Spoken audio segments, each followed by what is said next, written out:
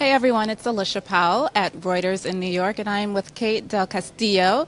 She is the star of a new Netflix show, and we're going to learn how to say the name of it right now. There's a special technique she's going to teach me. There's a special technique that you have to watch. I did a video to say ingobernable, which means ungovernable. But it's ingobernable, no blay or blee. Ingobernable. Ingobernable. There you go. See. Good. All right. So tell us what ingobernable is about. Oh, you're fast learner. Yeah. It's about it's about many things, but mainly it's the first lady that goes wrong. The first lady. I'm playing the first lady, but I remain first lady for 3 minutes because she by 3 minutes in the story, something happens to the president. He dies, and someone framed her, so she needs to run. She needs to prove herself throughout the whole story, and everybody, of course, is looking for her. But there's so many issues in the story that I, as a Mexican, I'm very. I'm flattered that they offered me the part. Nobody has played the First Lady of Mexico. I'm Mexican, and I'm very flattered to play my own country's First Lady, of course. And as a Mexican, I also want to see. Okay, if you guys are gonna talk about the presidential couple, I want to hear some politics. I want to see some of the issues that we have in Mexico and that have broken us as Mexicans, and something, I know we do entertainment, and I know it's fiction, and I know we are there to give entertainment, as all Netflix shows are, and you cover everything with the show, by the way, but still I love to see a raw Mexico, a beautiful, powerful, wealthy Mexico, and also the lowest part and the poorest part of Mexico, a marginal place in Mexico called Tepito, and the way and how they link together, which is very, very interesting.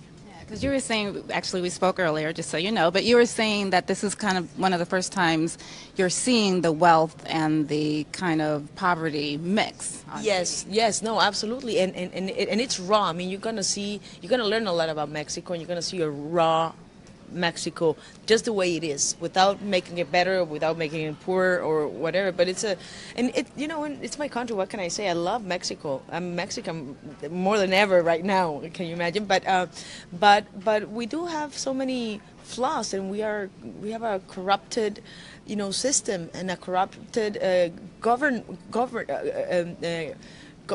government, sorry, and so it's sad, but still it reflects the reality. Now, I was reading that you guys were saying, when I mean you guys, you're the cast, criticism might come from the Mexican government regarding this show. Have you gotten any, or? Well, yeah. There were, because we did this little commercial before. It was like a pre-video for it was Christmas, so we were the presidential couple and saying, oh, just like giving a Christmas advice, yes, greeting, whatever, and then the Mexican government refrained from doing their own, because so we were like, oh my God, maybe they got like thinking that we were mocking them or that we were trying to play them, but everybody thought that it was about them. Right now they're not very popular, the presidential couple. So, but it has nothing to do with that. And I would love for them to watch the show, because it has nothing to do with them. It's actually nothing to do with them. So they're gonna have a good time. It's just pure entertainment. Yes, with some, but still digging into some issues. No, that absolutely, and I know maybe they won't like it, of course, but it is the way it is. And you know what? In Mexico, we have a censorship, pretty much so. So now with Netflix, it's amazing because Netflix has no censorship. So now we can say and do whatever we want, and it was about time. In Mexico, we don't talk about politics, we don't talk about sex, we don't talk about sexuality, we don't talk about nothing, religion, nothing, because I don't know, that's just the way Mexicans are. But it's there, and it's time for us to start speaking out. Nice. And this character, you said, is challenging emotionally and physically because you're doing some stunts in this as well. Yes, I always try to do my own stunts as long as the production, permits, because I can't put in jeopardy the production. But I love doing that. I have a lot of fun. It's a very challenging, physically, of course, because I'm running, I'm kicking my husband's face in heels. I run in heels all the time. Yeah, that's very Latina thing. Let me tell you, because we are. I think because we are used to being short. Okay, that's my own experience. I'm not going to talk for all the Latinas. Sorry, Latinas. But well, I am short, so I'm 5'4". So but my sister, my father, and my mom, they're all really tall. So I was like traumatized.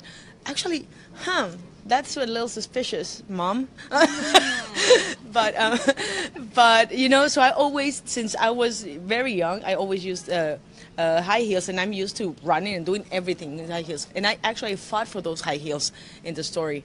And I was like, because they wanted, wardrobe ladies, very nice. Like, no, you're gonna get tired. You should steal a pair of sneakers. And I'm like, no, there's no way. And I, as an actor, also love those obstacles because it makes it just more challenging.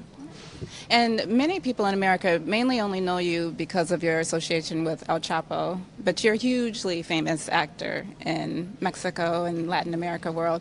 And you said that experience with El Chapo prepared you for this role. And how was that? Well, yes. I mean, I didn't think about that because I had this contract before anything happened with my going down to Sinaloa.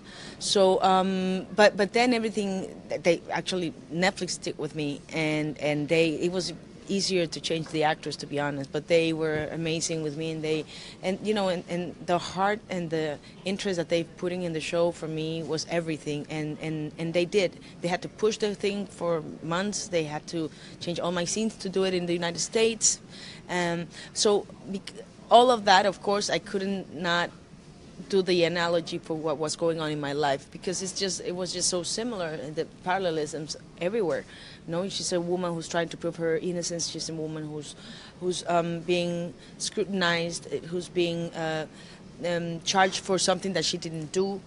You feel that you're alone in the world and against the whole world, and she's risking her life. She's afraid. She's scared, and all those feelings and all those sensations, my body already has them. So it's something that is now organic. So for me, it was easy to go there when I was working, which is really weird because as actors, we want to have experiences. We want to go out there and live, not necessarily what I lived, but now that you have it, it's just right there, that you become more vulnerable. And I read that I guess the arrest warrant in Mexico has now been lifted, but you're still afraid to go back to your home country. Yes, I don't know if afraid is the right word, but I am cautious. I don't feel comfortable yet going back. The investigation is still not closed at all yet, the whole thing, and they opened a new investigation. So no, to be honest, right now I have no business in Mexico. My parents, my family, of course, but they come visit me, and I will go back to Mexico whenever I need to go back to Mexico. I have no rush, although I miss, of course, things, but it will be when it has to be, and it's going to be the right way. And I'll wait. If it's 10 years, I'll wait. But it's going to be, I'm going to go back with a dignity. And so one of the main points that you were connected with El Chapo is because you were asked to do his biopic. You were given the rights or offered the rights to his life for film. Is that film still going to happen? Or? Yes, very much so. After all I've gone through. Right, it better happen, right? I better do something. Yes, the thing is that I have no rush, to be honest. I need to finish my legal situation in Mexico for sure, because I have no head to start doing something like that. But I have no rush. But it definitely will happen whenever it needs to happen. But yes, I have a couple of big producers interested. I'm not saying that they might do it, but there's people interested. Of course, they're interested. It's a huge story, and the guy is there, willing to talk to us. So I think that's what's different from others that are doing movies and series about him. So yes, I have them. So let's do something. And whether yesterday, I believe it was, you made headlines just because your story about your personal issue or personal experience with domestic violence was re-brought up. I know you said you spoke about it in 2002. Why is it important for you to still kind of speak out about that? I think women, and even more if you're a celebrity and people probably look up to you and hear you, you have a voice, it's almost an obligation to share experiences because it can help a lot of people. And even in 2002, when I divorced and when I wrote the book about domestic violence, I remember girls, women emailing me and saying, thank you so much for that book because I left my husband. I left my they started seeing that someone also, a celebrity or someone that's not dependent economically, can also go through those things because it's everywhere. Unfortunately, it's everywhere and everywhere. It's not about money. It's not about money. It's everywhere in the world, and it's very easy to say, oh, so then leave him or just go. It's because I used to say that. Yeah. But you're in that experience until you are in those shoes and you live that, and trust me, it's not that easy. And some people, some women, they live to tell the story, and unfortunately, others, they're not alive anymore. So the ones that we are alive, we have to share our stories because it helps in ways that we cannot imagine. Oh, perfect. Thank you so much. I enjoyed speaking with you and learning a little bit of Spanish. You're good. Ingobernable on Netflix. Oh my God, that's great. So you can binge watch it now. Yes, it's already there. Right now, it's already there. Nice. Perfect. Thank you so much, Kate. Thanks for watching.